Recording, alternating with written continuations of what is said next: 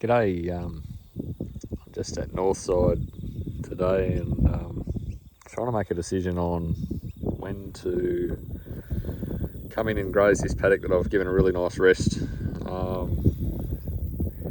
There's a ton of Paspalum coming through now and growing all through the top of this red clover and vetch and chicory and multi-species mix that I've had here. Established for a couple of years. It reseeded this year by itself and came back and was looking pretty good, and you can't see much of it now because of the grass, which is a nice problem to have.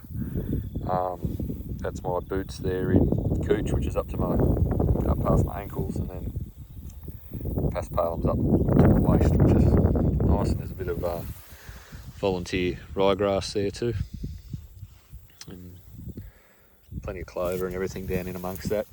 So what I'm finding is that there's some early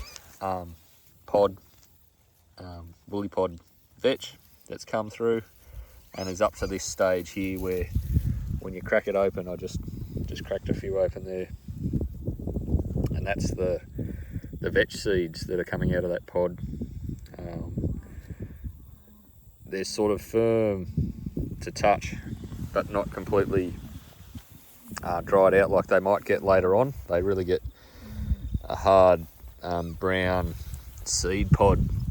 You can see here, I'll try and, there's a very immature one, whereas these are more matured, and that plant's actually like it reached the end of its life cycle and really just waiting for these pods to dry out and make that next crop of seed.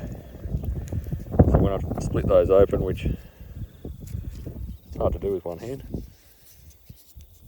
they're still a little bit soft, and we have had rain too, which doesn't help. But just to try and see where each of these seed pods might be up to, this is similar as what I just had.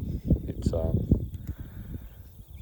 firm, but I don't think it's fully dried out, and whether that would reseed is unknown to me.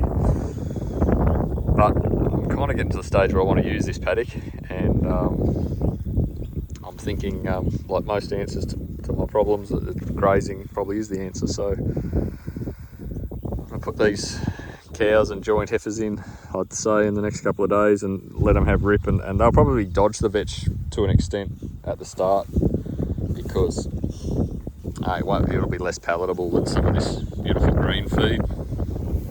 They'll trample a fair bit, which is fine. You know, if that seed's viable, that'll go down to the soil and be there in the seed bank.